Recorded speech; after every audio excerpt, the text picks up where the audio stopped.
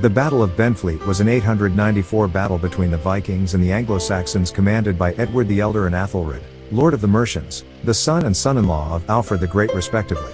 The battle was part of a campaign started by the Vikings in 892 to raid and potentially occupy lands in England, having been defeated by the armies of France.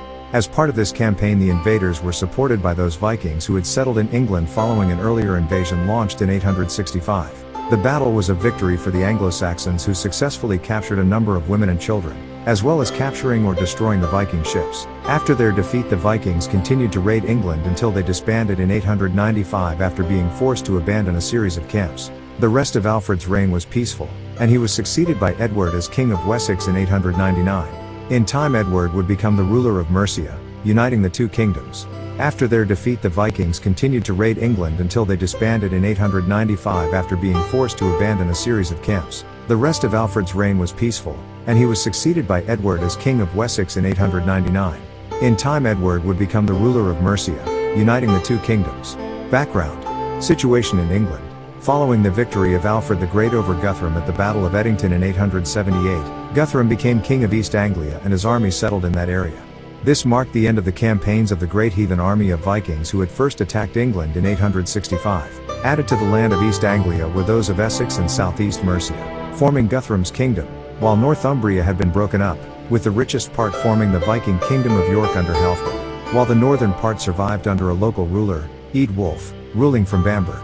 Mercia had also been broken up, with the area west of Watling Street ruled by Athelred, Alfred's son-in-law, and the area east of this but west of Guthrum's realm was controlled by a series of towns under Viking rule acting as independent states, and became known as the Five Boroughs. The area under Viking control became known as the Danelaw, signifying the Danish influence of the Vikings upon the local laws. Alfred then reorganized the defense of his kingdom, creating fortified towns known as burhs to defend major sites and lines of communication. He also reorganized the Fyrd, the ad hoc levy of men for military service, into a mobile standing force. Together, these changes allowed Alfred's armies to simultaneously defend against attacks from multiple directions, as would occur in the period 892 to 895 campaign. Following the peace between Alfred and Guthrum, Wessex was mostly free of Viking raids from the north. The potential for a renewal of war between Wessex and the Vikings was increased when Guthrum died in the 880s and was further enhanced when the Vikings in France suffered crushing defeats against the French armies. The Vikings left France in 892 loading their families, animals and equipment into 250 boats, landing in the area of the Rother River in southeast England. These Vikings rapidly overran Alfred's fortified town of Eorpurnen before moving to Appledore in Kent, where they built a small fortified town. At this point, a second Viking fleet, led by Hestan and consisting of 800 men, sailed up the Thames and landed at Milton Regis, near the Isle of Sheppey. Unable to face both armies at once, Alfred negotiated a peace agreement with Hestan whereby both the Viking sons were baptized, and he agreed to leave Wessex in return for a sizable payment. After this, Hestan withdrew to Benfleet in Essex. While Alfred's negotiations with Hestan were ongoing, the Vikings out of Appledore in the spring of 893 began raiding across Wessex until they were intercepted by Edward, Alfred's son, and routed at the Battle of Farnham. These Vikings then retreated to, and fortified Thorney Island. Edward initially besieged the island, but with supplies short and his men nearing the end of their term of service, he was forced to withdraw.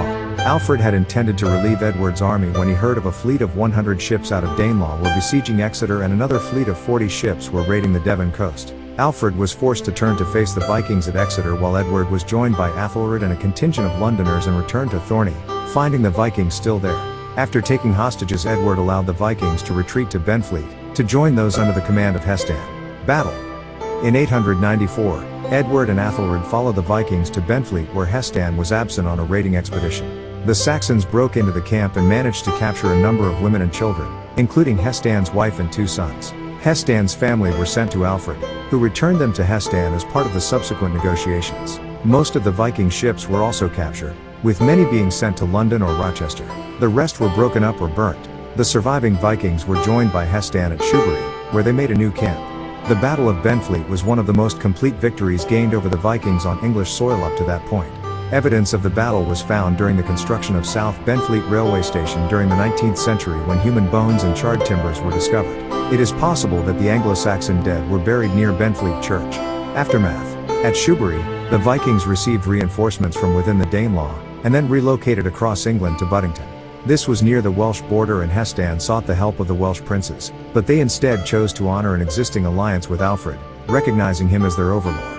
Ethelred and the ealdormen of Somerset and Wiltshire raised a great levy, and were joined by men from North Wales. This force besieged the Vikings and won a victory after the defenders were forced to attempt a breakout due to starvation. After this defeat, the surviving Vikings fled back to Shrewsbury.